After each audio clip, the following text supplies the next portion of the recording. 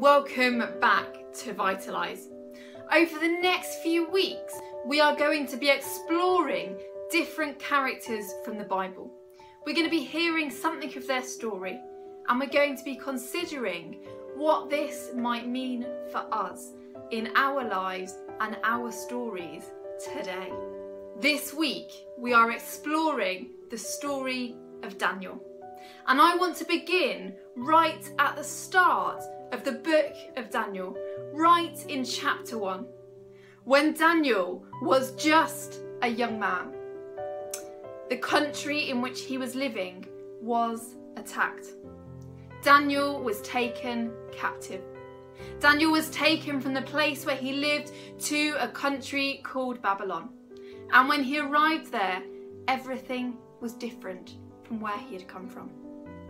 The language people spoke, the clothes people wore, the food people ate, the religion that they followed.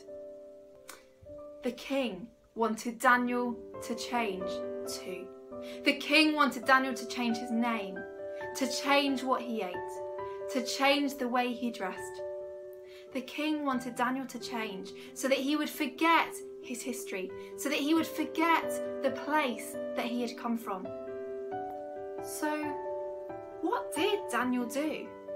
Daniel was a man who loved God, and Daniel continued to place his trust in God.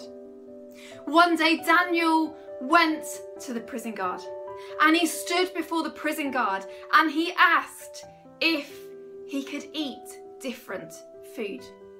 Food that he was allowed to eat as a Jew and that followed what God had asked of him. Amazingly, the prison guard agreed. Daniel wanted to be the man that God had created him to be. And God helped him through the tough times. As Daniel placed his trust in God, God granted him favour with those around him. As we think about our friendships, it can be so easy sometimes to simply want to fit in, to choose to do things not because we like them or enjoy doing them, but purely because we want to fit in with others. But can I encourage you? True friends will like you for who you are. In the Bible it says that we are fearfully and wonderfully made. And I believe that is true of each and every one of us. God has made us fearfully and wonderfully.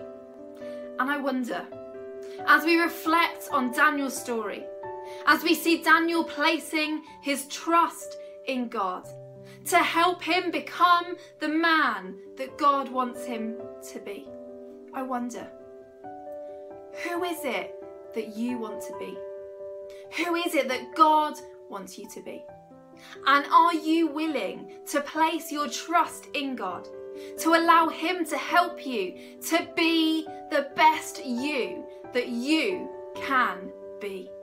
I would love to encourage you to take a moment once this video has finished to go and to check out the start of Daniel's story. You can find it in the Bible in Daniel chapter 1, verses 1 to 16. And then I'd love you to come back and to join me tomorrow as we continue to explore Daniel's story together.